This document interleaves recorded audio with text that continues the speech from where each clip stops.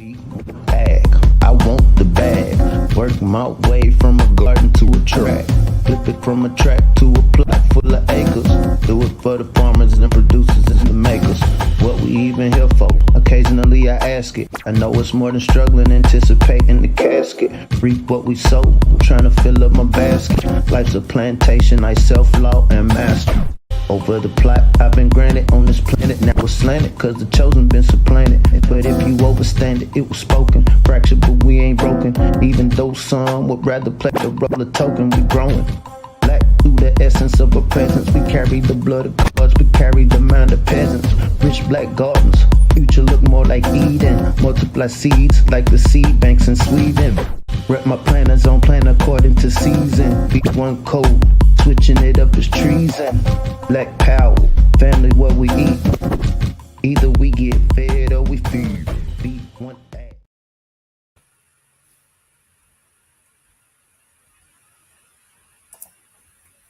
What's growing on? What's growing on? What is growing on? Welcome back to B1AG. I'm John Henry Harris, and we have Farmer Brown, the MC.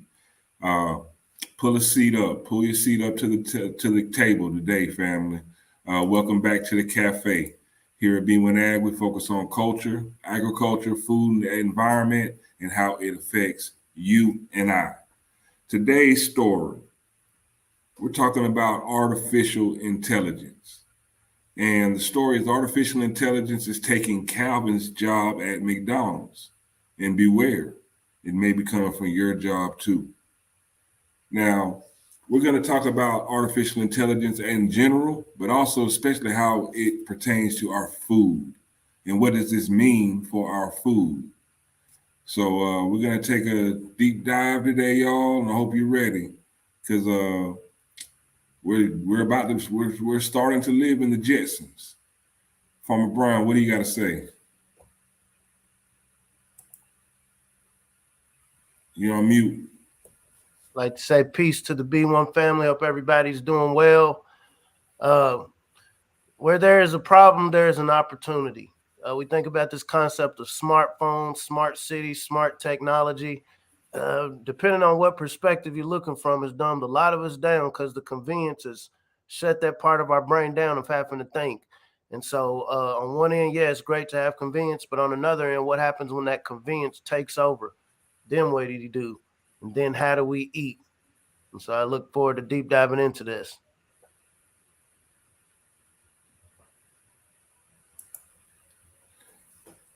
And it really is an issue because Goldman Sachs is reporting that an estimated 300 million jobs will be taken by artificial intelligence.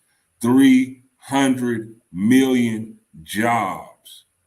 That's a lot of people out of work. That's a lot of money not being generated for our families. That's a lot of people that are going to have to find a way to make it. Now, I found a very interesting infographic that talks about artificial intelligence and its impact, immediate impact. I want y'all to check this out, fam. Mail carrier, this is going to be replaced by robots. Mail carriers, 68%. Logging workers, 79%. Drill press operators, 94%. Jewelers, 68%. Farm labor, 97%. Insurance underwriting, 99%. Almost all artificial intelligence. Farm labor is 97%, y'all. Now, me and Farmer Brown were talking off camera, and one of the things that always made, for food, I know in my mind, in my estimation, like when I think about my grandmother, what always made her food, people in our family we cook, it was that personal touch, that human touch. Now, with this much of robots taking over our food production, what is this food really going to taste like? Bam. So, this is, we'd like to talk about the different areas of agriculture. So food science is a science. When we think about food science, what is it? How do I best, how do I sell more of this product? And so there's science where I could go to India at a KFC. They're going to have a very different recipe for the 11 herbs and spices than what you're going to get in Texas, than what you're going to get in Florida, than what you're going to get in Kentucky. That's food science. We think about this concept of lab-grown meat. Okay, on one end, it sounds nefarious, but then on the other end, we have 8 billion people on the planet, almost 400 million in North America who are going to need to eat, who want to eat protein. And so when we think about the issues going on with livestock, when we think about bird flu pandemics, when we think about this UN 2030 agenda to reduce emissions, and a lot of people assume that it's getting rid of cows, you're going to have to eat your protein for somewhere. And so what's happening is technology, whether we agree with it or not, is filling that void. I think that was very daunting what you said, 97% of farm labor. That obviously affects the B1 community. But when you think about it, so-called other people of color, you're going to eliminate a lot of people's jobs. Grand Rising fam, you're going to eliminate a lot of people's function within this planet. When you look at what this looks like on the grand scale, so like I said, in North America, it's almost 400 million people. If you're talking about 300 million jobs gone, this obviously, knocks out, it's talking about other countries. But I think what I read was like 30 million in what we call North America, 30 million jobs. People aren't going to disappear, unless your genes have been like completely modified with these tainted carrot sticks. You're still going to have a stomach that needs to eat. You're still going to need to have your daily nutrition. And it's a case of quantity over quality. But once again, in our contention and why we continue to have this conversation, we need more of us on a grassroots level, like Sister Moffat's backyard grocery, on a grassroots level, to take more control of our food system while we can still go to the store and get some lumber to build chicken houses in the backyard, while we can still get some containers to build container gardens, while we can still associate and gather around one another face to face to learn how to do these basic skills. This is deep, family.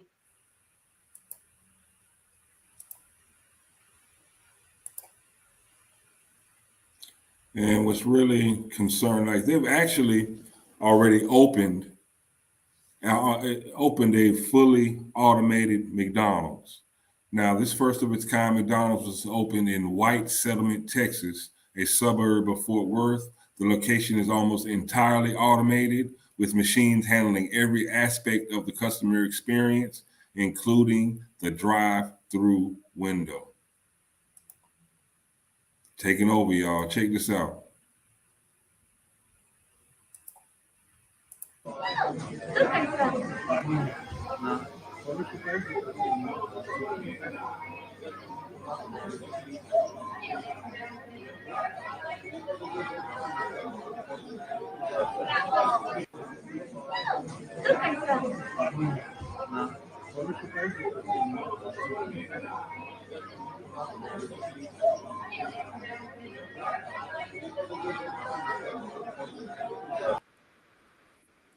So I'm gonna play devil's advocate. So we know a lot of people, we're unfortunately in a culture where we brag about not being able to cook. Girl, I don't cook for that. I don't cook, man. I just go out to eat. I eat.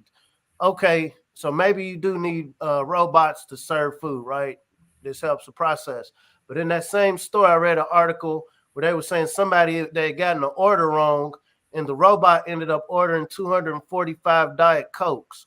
It was something as simple as the lady wanted more sugar in her Coke, and he ended up, in her tea, and he ordered 240 some iced teas because of the vernacular. People have different vernacular. So what happens when we, I'm jumping all over the place, but what happens when we're in a system where, okay, I'm going to take this off of your card, your account. This robot just said that you ordered 245 of something, a widget, and I'm going to take 205 worth of this off of your card. There is no human to go mitigate this issue to. And, I think it's interesting they got these cute faces on these robots. And like I said, I'm not against technology. I can appreciate, a tool, which is what we should look at technology as, a tool to make certain tasks easier. But when you're going into jobs, this is many teenagers' first job. When we was growing up, we used to go up to the McDonald's on Russell Cave. That's where we would, after the ball games, that's where we would hang out, bumping No Limit. And so when you think about not just the food, but this is changing the culture. And so this just happened recently, like this week. McDonald's temporarily shut U.S. offices and prepares layoff notices. And so this isn't just Farmer Brown and Hen, being Chicken Little. Like, this is actively happening in real time. The McDonald's that you were speaking of in White Settlement, Texas, that was in January. And so we think about how fast everything's moving. This word called reparations has been popping up in a lot of conversations, and it's made it to the courtrooms. And so let me put myself in the position of those who can't, you don't have the fiat to pay what's been taken and owed. So instead of me trying to pay you, I'll just replace you. And like I said, I don't know what's being said in these rooms, but I hope the family can, when we have our conversations with our families, when we have our conversations with our friends, insert a little bit of this. Hey, we might not be office mates anymore in the next couple of years, because we think about AI programs like ChatGPT, for example. These are very effective. They're very effective at communicating. I got a couple of people I associate with, talk to, do business with, and they're like, man, this ChatGPT is helping me to type documents better. It's helping me to create images better. And though it is ChatGPT, though it is very convenient, these are knocking out real human jobs. And, it's my contention, we're way more than just workers at a job. This is our function. We're all here in this existence for a purpose to do something. And so when we relinquish these basic things to robots, you have to wonder what this future looks like. Here at B1AG, we're talking about culture, agriculture, food, and environment, and this touches every aspect of it. Because once we go down this hole, is there a ladder to get out of it? Are we teaching our kids just in case the AI thing goes wrong? There's a possibility in a universe of endless possibilities that it might be great. It might be this great Jetsons utopia we used to see on TV. But there's also a possibility it could go horribly wrong. And so what do you like to say, Hen? It's better to have it and not need it than need it and not have it. This is why we got to keep this conversation going, family. And this is why stories like this is happening real time. Well, if the AI takes all the jobs, what are the people gonna do? That's why I feel like, it's been our mission, man. We all need to be able to grow our own food, because we don't want our ability to feed ourselves in the hands of a program or an app. They may deny you food. You don't have enough credits, social credits, to come into this store. So are you just going to starve? About 2 years ago, because we had done a podcast about this, they have the social credit score in China, right? Well, no, we're in the West. That would never happen over here. We don't, we have the dollar. Dollar is king. But absolutely, gathering real seeds, right? Dollar's king is what a lot of us have gotten comfortable with. But they have this new thing now called Fed Now, and it's still in the beta testing process. But I hope the family looks this up, Fed Now. If you haven't already, I know we talked to Intelligent Family on here, so a lot of people's already on it. Look up Fed Now. It's very interesting. It might be great. It might be wonderful. It's basically a real-time payment service through the Federal Reserve. You would obviously have to have a wallet. For the family that understands crypto, you'd obviously have to have a federal wallet to access these funds in real time. It helps you minimize on late fees. Instead of a payment taking 2 or 3 days to process, you can get it immediately. But what happens when your Social Security is on this system? What happens if you got a federal or state level contract? What happens? Well, I can't pay you unless you got this system. What happens X amount of years later? Well, I can't pay you unless you got this system in your hand. And so the family that when we think about the concept of revelations and just some of the dystopian possible outcomes that we talk about, look up Fed Now. I just, I can't give an opinion yet because I don't know, right? I'm still learning. But I would encourage the family to look that up and what could this possibly be? And how can this affect our food? Like I said, not to digress too far away from the concept about food, what happens when our food could possibly be tied to an account that you just can't go to the bank and withdraw? Because like you were saying, okay, what happens when all of these jobs are gone? This is when this concept of universal basic income comes into the picture. And a bunch of people who's hungry, you'll accept anything. You think about the story of Jacob and Esau. He came back hunting. Oh, bro, I'm hungry. I got some soup, but you got to sell me your birthright. And so in that same mindset for the family, okay, what happens when all of these jobs are gone? Are we going to already have these grow ops, these collectives within our communities in place just in case something goes bad? And if it stays great, hey, we got more means within our circles to produce food. But basically, this is the intro to universal basic income. It was tested over the last 3 years when people were getting certain emergency assistance, which isn't bad. But what happens when this is the only way you're able to transact? What if you go to the store? Hey, you've eaten too many calories for the month. Your card is rejected. Your wallet is on hold. And you got X amount of mouths to feed. Family comes over that you wasn't expecting, but you've already gone over your calorie count. And you can't just stack these Fed now notes. No, they got to be spent by 30 days. This is AI. So once again, is it making it smarter or is it going to make life harder?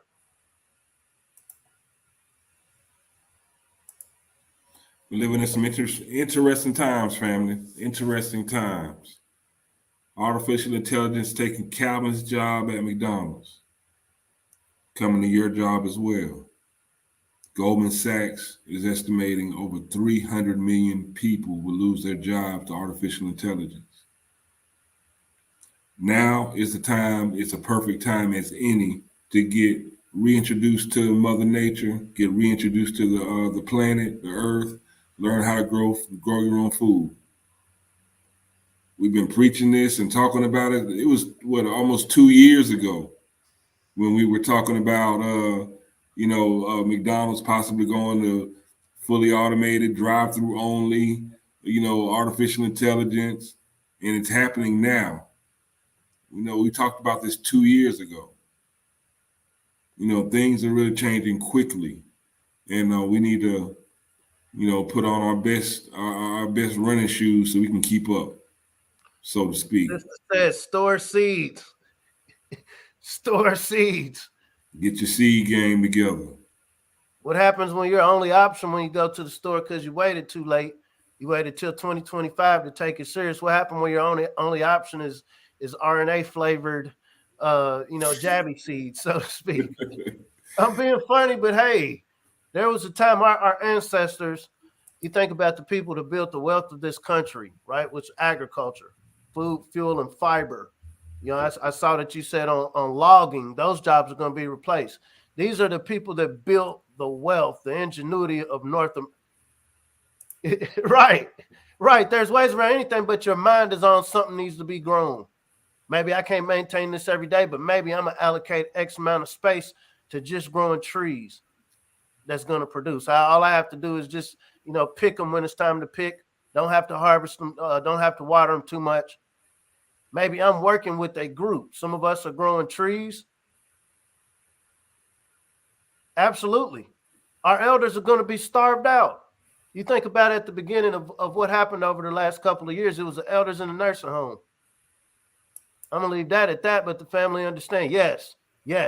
Just watch that. That is a game changer. So once again, historically, before there was a such thing as a printing press or a mint to create coins, what was the trade? I remember in fourth grade, we used to learn about currencies around the world. Some places in Africa were trading with beans, but I think about beans versus gold. Now, if I'm in a situation where I'm hungry, now can I eat these beans or can I eat this gold? A lot of the investors, I'm not a finance person, but a lot of investors, precious metals. Okay, what happens when none of my transactions, are you just going to melt down gold at every cash register you go to? No, you've been bad online. You expressed the thought that it doesn't go with the mainstream thought that we would have you to have. So there's 2 weeks worth of calories gone. I wish that we could say this was made up. I wish we could say it's conspiracy theory. But stories like Goldman Sachs, what Brad just said about the Brazil using the yen to purchase oil for the first time in history. This is the March Madness that ain't being talked about, and we're going into April. April Fools. So y'all, artificial intelligence taking Calvin's job at McDonald's. Over 300 million people, Goldman Sachs, will be unemployed due to artificial intelligence. What are you doing to make sure that you are prepared? What are we doing to make sure that we are prepared? It's a lot going on, y'all. Got any last words, Farmer Brown? We have never had a better opportunity since I've been alive, since the accounts of the elders and people I've spoke to. We've never had something so blatantly in our face to remind us of, hey, y'all, we're here for a reason. And then to carry those reasons out, you have to eat. Before we can talk about nation building, before we can talk about anything that we talk about, you have to eat to discuss it. And this is the perfect excuse for us to at least learn how to grow a garden, at least make some new acquaintances that we didn't know. We talk about this concept of support the Black farmers, which we're going to touch on that a little bit too in another session. Get these CSA shares, get subscriptions from these farmers. If you're around some people, connect the farmers. Right now, farmers need finance-minded people to make these connections to get currency going. They got Fed now. Think about Fed now, right? The hip hop is coming out. Think about Fed now. Residential lots, a lot of distressed properties. Whatever is going to hold in that sunlight. Obviously, you don't want chemicals dripping. So the question was asked. This is a great question. I recently acquired a small inner city residential lot. What do you men think about those Walmart portable greenhouses to grow food? I would say that those are useful. Use one. Always come from a research perspective. So use one of those, and I would also create your own. That same thing that you would get from Walmart, you could go to a Lowe's or a hardware store, get PVC pipe, some wood, and then some plastic. The concept is it's controlled environment growing. And so in an inner city lot like that, obviously it's probably not going to have the best soil. So the concept is, it's quick and easy to just get the greenhouse from Walmart. It is useful. As long as it's not dripping any sort of chemicals, you want to really think scientific. Okay, when the sun beams down in this, when it gets wet, when it's moist inside of it, it's going to drip something that's going to get on my plants. If not, yes, it's a good investment. But here at B1AG, my thing is, okay, what if, no problem. What if Walmart isn't open? What are some other things that can be used? And so what I want the family to understand, everything doesn't have to be perfect and pristine. It's the objective of what you're wanting to do. When we think about controlled environment, it means if it's hot outside, if it's cold outside, I can still grow whatever this is inside. Do I have a matrix? Matrix being the soil. Okay, if I can't put it directly in the ground, maybe I'm in an urban lot where it's mostly concrete underground, then I'm going to have containers. Okay, maybe I'm in a yard, it has potential, but the grass has been worn out. Okay, start doing soil mediation and use containers until you're ready to do it, or lasagna gardening. And this is basically layered where you have like straw, compost, where you can actually build your soil. So all of this is things that can be done now. We're here in spring 2023. This is the perfect time to experiment. So yes, I've actually used those. I didn't get them from Walmart, but Lowe's sells similar systems. And so those are good, if nothing else, for starting your seeds outdoors. You can connect them to the house. They retain that heat, that sunlight. So yes, I would definitely use those. But I would also say learn how to create your own as well. It's a great project if you got some youth around you. Older folks, sometimes you can't teach an old dog new tricks. And so these are all great things for no matter how old we are to learn how to do if we've gotten detached from it. It's been a great talking point, and I hope the conversation continues. Artificial intelligence. What does this mean for our food? Like I said, like I was talking about earlier, that personal touch. This person likes a little bit extra seasoning, or this person, hold on, the temperature is not quite right. Nah, let me flip it now, or let me take this off. Let me serve this on the plate now. That human gauge, that's going to be taken away from our food. That's going to be taken away from our health. Let's keep this conversation going offline. Let us know in the comment section. Do you want all of your food prepared by robots? Like actually prepared by the robots? And what does that mean for our food? That's a lot. It's a lot going on. Artificial intelligence taking Calvin's job at McDonald's. Make sure that you like, share, and subscribe. Like, share, and subscribe to B1AG Daily Bread Podcast on YouTube. Let's continue to grow this channel, y'all. We could grow this channel. If you have any questions, you want to reach out to us, hit us up at b1aghiphop@gmail.com. b1aghiphop@gmail.com. And just a quick fact before we get out of here. 84.8 million Americans eat fast food every day. 84.8 million Americans eat fast food every day. That's already a glaring indictment about our health anyway. But think about these almost 85 million people now they're going to be eating food prepared by straight robots. Hey, is this a cricket leg in my burger? I don't know what you're talking about. Eat it. But at the end of the day, the formula is very easy. Small scale, localized food production equals food security. And at B1AG, that's what we're really pushing for. Small scale, localized food production, that'll make sure that we all eat, and we're all eating something that will sustain and propel life. So Farmer Brown, at the end of the day,